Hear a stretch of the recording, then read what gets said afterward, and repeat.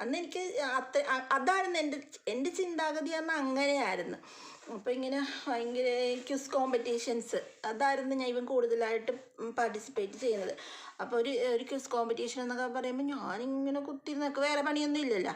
രാവിലെ അവർ പോകുന്നു, പിന്നെ എളുപ്പം പണി തീർത്തിട്ട് എൻ്റെ തലയിൽ എന്താ ചോറും കറിയും വെക്കുന്നതോ വീട് നോക്കുന്നതോ അങ്ങനത്തെ ഒരു കാര്യമില്ല. എൻ്റെ തലയിൽ മുഴുവൻ ഇവൻ ഇന്ന ദിവസം ക്വിസ് കോമ്പറ്റീഷനുണ്ട്, അപ്പോൾ അതിനുള്ള ക്വസ്റ്റ്യൻസൊക്കെ പ്രിപ്പയർ ചെയ്യണം. അതിനുവേണ്ടി ഗൂഗിളൊക്കെ തപ്പി ഇങ്ങനെ കുത്തിയിരുന്ന് എഴുതുക.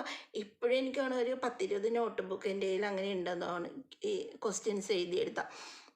അങ്ങനെ ഞാനിങ്ങനെ ഇതെല്ലാം ഇങ്ങനെ ക്വസ്റ്റ്യൻസൊക്കെ എഴുതിയെടുക്കൊണ്ട് ഇതെല്ലാം ഈ കൊച്ചിനെ പഠിപ്പിക്കും. എന്നിട്ട് അവനോട് റിപ്പീറ്റ് ചെയ്യും. ഒരെണ്ണമൊക്കെ തെറ്റിയിട്ടുണ്ടെങ്കിൽ എൻ്റെ പൊന്നു 10 പ്രാവശ്യം എഴുത്, ആ തെറ്റിയത് 10 പ്രാവശ്യം എഴുത്. ഇങ്ങനെയൊക്കെയായിരുന്നേ എൻ്റെ ഒരു ആറ്റിറ്റ്യൂഡാണ് ഞാനീ പറയണത്.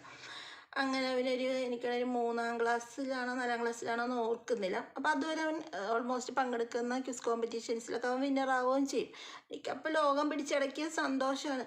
ഓക്കെ, ഇതെല്ലാം ഒരു വശം കൊണ്ട് നല്ലതാണെങ്കിലും എൻ്റെ അന്നത്തെ ആറ്റിറ്റ്യൂഡ് മഹാ ബോറുമായിരുന്നു, മഹാ തെറ്റുമായിരുന്നു. അത് ഞാൻ തിരിച്ചറിഞ്ഞതിലേക്ക് വരാം.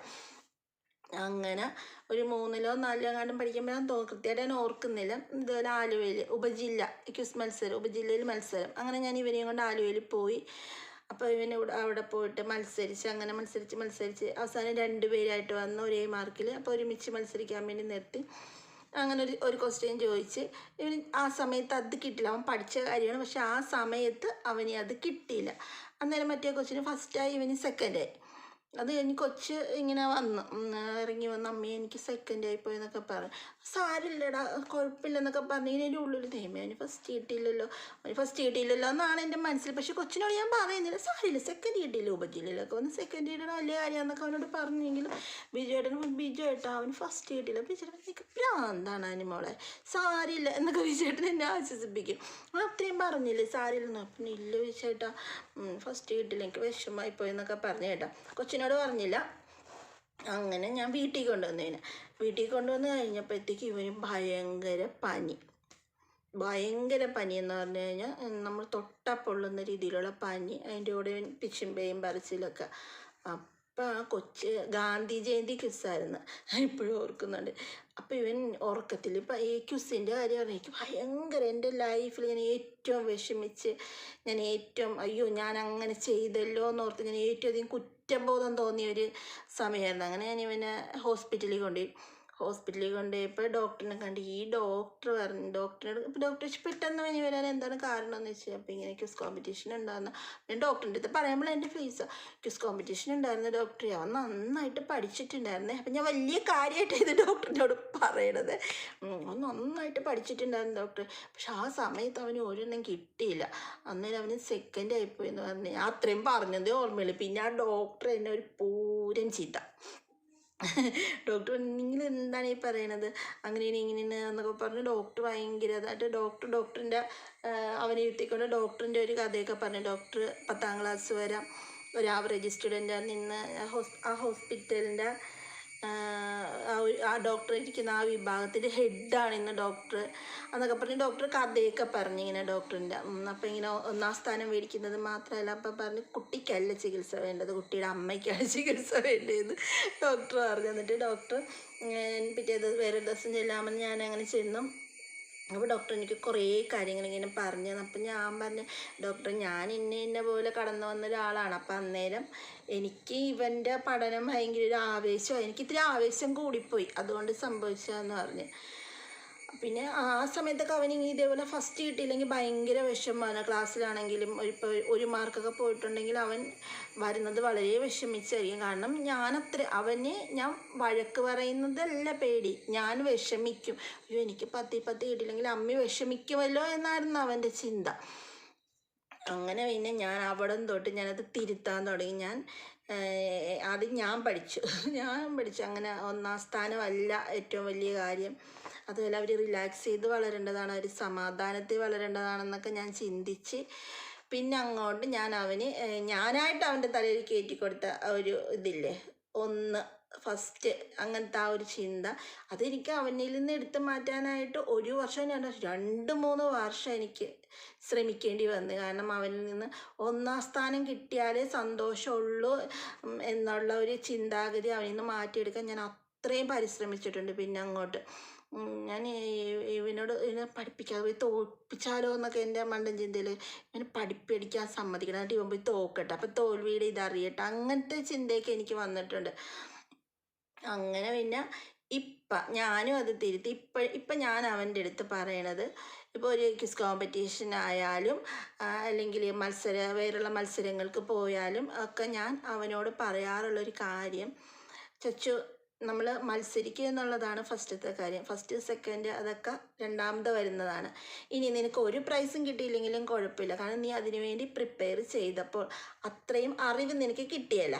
അപ്പം അതാണ് പ്രധാനം. അല്ലാണ്ട് ഇനി 1-ാം സമ്മാനം 2-ാം സമ്മാനം ഒന്നും 3-ാം സമ്മാനം ഒന്നും കിട്ടണമെന്ന് നിർബന്ധമില്ല. നമ്മൾ പറ്റുന്നത് പോലെ നിനക്ക് ദൈവം തന്നിട്ടുള്ള കഴിവനുസരിച്ച് നീ ശ്രമിക്കുക, അപ്പോൾ അതിനുള്ള റിസൾട്ട് വന്നോളും എന്ന് പറഞ്ഞ് ഇപ്പം അവൻ ഓക്കെ. ഇപ്പം അവന് ഇങ്ങനെ പരാജയത്തിന് പേടിയില്ല, അല്ലെങ്കിൽ അവന് ഭയങ്കര പേടിയായിരുന്നു. അപ്പോൾ ഇപ്പം അവന് പരാജയം എന്നുള്ള അങ്ങനത്തെ പേടിയില്ല. ഇപ്പം കഴിഞ്ഞ ദിവസം അവൻ ലൂണാർ ഡേ ക്വിസായിരുന്നു പിന്നെ ആലുവയിൽ തന്നെ. അപ്പം അവിടെ പോയപ്പോൾ അവന് 3-ാം സ്ഥാനം കിട്ടിയത്. 3-ാം സ്ഥാനം കിട്ടിയപ്പോൾ അവൻ വളരെ കൂളായിട്ട്, എനിക്കത് ഭയങ്കര സന്തോഷം തോന്നി. അവൻ വളരെ കൂളായിട്ട് എന്നെ വിളിച്ചിട്ട്, അമ്മി 3-ാം സ്ഥാനമാണ് കേട്ടോ കിട്ടിയതെന്ന് പറഞ്ഞു. ഓക്കെ, കുഴപ്പമില്ല, ലൂണാർ ഡേക്ക് വേണ്ടി നീ എന്തോരം ഗൂഗിൾ സെർച്ച് ചെയ്ത് ഒത്തിരി കാര്യങ്ങൾ നീ പഠിച്ചില്ലേ, അതാണ് ഏറ്റവും പ്രധാനമെന്ന് പറഞ്ഞു. അവൻ വന്നത് അങ്ങനെ തന്നെയാണ്, വളരെ ചിരിച്ച് ഹാപ്പി ആയിട്ട്. പണ്ടത്തെ ആ ഒരു ഞാൻ ഉണ്ടാക്കി കൊടുത്ത ഒരു ആറ്റിറ്റ്യൂഡ് ആയിരുന്നെങ്കിൽ അവൻ പഠിച്ചു വന്നേനെ നന്നായിട്ട്. പക്ഷെ അങ്ങനെ ഉണ്ടായില്ല. അപ്പോൾ എനിക്ക് അവനെ ചേഞ്ചാക്കി എടുക്കാൻ പറ്റി. ആദ്യം ഞാൻ ചേഞ്ചായി, എന്നിട്ട് ഞാൻ അവനെ ചേഞ്ചാക്കി മാറ്റിയെടുത്ത്, അതിൽ നിന്ന് അവനെ നല്ല രീതിക്ക് ഞാൻ മാറ്റിയെടുത്ത്. ഇപ്പം അവനെ അറിയാം, വിജയവും തോൽവിയും നമ്മുടെ ലൈഫിൽ വരുന്ന കാര്യങ്ങളാണ്. അതിനെ അക്സെപ്റ്റ് ചെയ്യാൻ, ആ പരാജയം എന്ന് പറയുന്ന സംഭവത്തിന് അക്സെപ്റ്റ് ചെയ്യാൻ ഈ കുറേ കഴിഞ്ഞ് കഴിഞ്ഞാൽ നമുക്ക് ഒരു രക്ഷയില്ല, മാറ്റാൻ നമുക്ക് ഭയങ്കര ബുദ്ധിമുട്ടായിരിക്കും.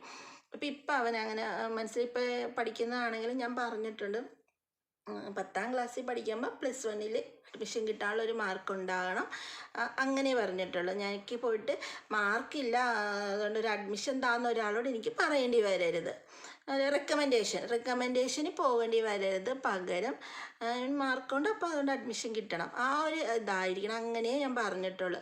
അപ്പം ഇപ്പം അവൻ വളരെ ഫ്രീ മൈൻഡായിട്ടാണ്, ഞാനും വളരെ ഫ്രീ മൈൻഡായിട്ടാണ്. എനിക്ക് ടെൻഷനില്ല. എനിക്ക് തോന്നണേ ഞാൻ അവനെ അങ്ങനെ ഫ്രീ ആക്കി വിട്ട് അവൻ്റെ മനസ്സിൽ നീ 1-ാം സ്ഥാനം എന്നുള്ള ആ ഒരു ചിന്താഗതി മാറ്റിക്കഴിഞ്ഞതിന് ശേഷം അവന് കൂടുതൽ സക്സസ് ഉണ്ടായിട്ടുണ്ട് പല മത്സരങ്ങളിലും. കാരണം അവന് പേടിയില്ലാണ്ട് മത്സരിക്കാൻ പറ്റിയില്ലെങ്കിൽ എന്താ സംഭവം, അവിടെ പോയി നിൽക്കുമ്പോൾ കൊച്ചിൻ്റെ മനസ്സിൽ എന്തായിരിക്കും, എനിക്കിതിന് ഫസ്റ്റ് കിട്ടുമോ. ഇപ്പം അങ്ങനെയല്ല, അവൻ വളരെ കൂളായിട്ടാണ് ഓരോ പ്രോഗ്രാംസിനും അവൻ പോണതും പാർട്ടിസിപ്പേറ്റ് ചെയ്യുന്നതും. അപ്പം ഇതേപോലെ മക്കളുടെ പഠന കാര്യത്തിൽ ഇതേപോലെ അത് വലിയ തലയിലെടുത്ത് വെച്ച് വലിയ ആനക്കാര്യമായിട്ട് തലയിലെടുത്ത് വെച്ച് നടക്കുന്ന പേരൻസ് ഉണ്ടെങ്കിൽ ചേഞ്ച് ആയിക്കോ. കാരണം നമ്മൾ കുട്ടികൾക്ക് കൊടുക്കുന്ന ഒരു മെൻ്റൽ പ്രഷറാണത്. അവർക്ക് മുന്നോട്ടുള്ള പല വിജയങ്ങൾക്ക് നമ്മൾ ഈ ചെറിയ ക്ലാസ്സിൽ കൊടുക്കുന്ന പ്രഷർ അവർക്ക് അത് ഭയങ്കരമായിട്ട് എഫക്റ്റ് ചെയ്യും. മുന്നോട്ടുള്ള ചിലപ്പോൾ ഇതിലും വലിയ ഒരുപാട് വിജയങ്ങൾ വരിക്കാനുള്ള കുട്ടികളായിരിക്കും. പക്ഷെ നമ്മൾ ചെറിയ ക്ലാസ്സിൽ പോകുന്ന ഒരു മാർക്കിനോ അല്ലെങ്കിൽ മത്സര പരീക്ഷകളിലെ തോൽവിക്കോ ഒക്കെ നമ്മൾ പ്രാധാന്യം കൊടുത്തിട്ട് നമ്മൾ പാരൻസ് അവരുടെ മേലിൽ കൊടുക്കുന്ന ആ ഒരു പ്രഷർ അവർക്ക് വളരെയധികം ദോഷം ചെയ്യും. അപ്പം അങ്ങനെ ആരെങ്കിലുമൊക്കെ ഉണ്ടെങ്കിൽ അതൊക്കെ മാറ്റി വെച്ചിട്ട് കുട്ടികൾക്ക് പറഞ്ഞു കൊടുക്കുക. പഠനത്തിൻ്റെ വില, വിദ്യാഭ്യാസത്തിൻ്റെ മൂല്യം അവർക്ക് മനസ്സിലാക്കി കൊടുക്കുക. അപ്പോൾ അവർ പഠിക്കും, അത്യാവശ്യം മാർക്ക് മേടിച്ച് പാസ്സാവും. ആ ഒരു മൂല്യം അവർക്ക് മനസ്സിലാക്കി കൊടുത്താൽ മതി. മകനെ മകളെ, അല്ലെങ്കിൽ നമ്മളിങ്ങനെ പഠിച്ചില്ലെങ്കിൽ ഇങ്ങനെയാണ് നമ്മുടെ ലൈഫിൽ, ഇങ്ങനെ വരും, പഠിച്ചാൽ നമുക്ക് നമ്മുടെ ജീവിതത്തിൽ ഇതുപോലെ നേട്ടങ്ങളുണ്ടാകും, നമുക്ക് ആരെയും ഡിപ്പെൻഡ് ചെയ്യാണ്ട് ജീവിക്കാൻ പറ്റും, നമ്മുടെ ജീവിതം വളരെ സമാധാനമായിട്ട്, വിദ്യാഭ്യാസം കൊണ്ട് നല്ലൊരു ജോലിയൊക്കെ ഉണ്ടെങ്കിൽ ഒരു പരിധിവരെ മനസ്സമാധാനം എന്ന് പറയുന്ന സംഗതി നമുക്കുണ്ടാവും. എനിക്ക് പഠിക്കാൻ പറ്റാത്തതിൽ വലിയ വിഷമമുള്ള ഒരാളാണ്. ആവറേജ് സ്റ്റുഡൻ്റ് ആയിരുന്നെങ്കിലും കണ്ടിന്യൂസ് ആയിട്ട് പഠിച്ചു പോയിരുന്നെങ്കിൽ ഇന്ന് എവിടെയെങ്കിലുമൊക്കെ എത്തിയേനെ എന്ന് എനിക്ക് ഉറപ്പാണ്. പക്ഷേ എനിക്കത് സാധിച്ചില്ല. അതുകൊണ്ട് അവനെ പറ്റാവുന്നത്രയും പഠിപ്പിക്കണമെന്ന് തന്നെയാണ് എൻ്റെ ആഗ്രഹം. പക്ഷേ ഇതുപോലെ കൂളായിട്ട് ഇനി ഒരു വർഷം തോറ്റാലും എനിക്ക് കുഴപ്പമില്ല. എനിക്ക് കുഴപ്പമില്ല എന്ന് എനിക്കിന്ന് പറയാൻ പറ്റുന്നത് ഞാനത് റിയലൈസ് ചെയ്തത് കൊണ്ടാണ്. എൻ്റെ ചിന്താഗതിയിലുള്ള മിസ്റ്റേക്ക് ഞാൻ റിയലൈസ് ചെയ്തത് കൊണ്ടാണ് ഇന്ന് എനിക്ക് അങ്ങനെ പറയാൻ പറ്റുന്നത്. അപ്പോൾ എങ്ങനെയൊക്കെ നമ്മൾ പാരൻസ്, അമ്മമാരോ അച്ഛന്മാരോ ഒക്കെ കുട്ടികളെ മാർക്ക് കുറഞ്ഞതിൻ്റെ പേരിലും ഒക്കെ വഴക്കൊക്കെ ഇടുമ്പോഴത്തേക്കും അവർക്ക് പ്രഷർ ഉണ്ടാവരുത്. അവർക്ക് കാര്യം പറഞ്ഞ് മനസ്സിലാക്കി കൊടുക്കുക. അപ്പോൾ അവരത് തിരുത്തി അടിപൊളിയായിട്ട് നല്ല മക്കളായിട്ട് വരും. അപ്പോൾ എല്ലാ മക്കൾക്കും ഉമ്മ.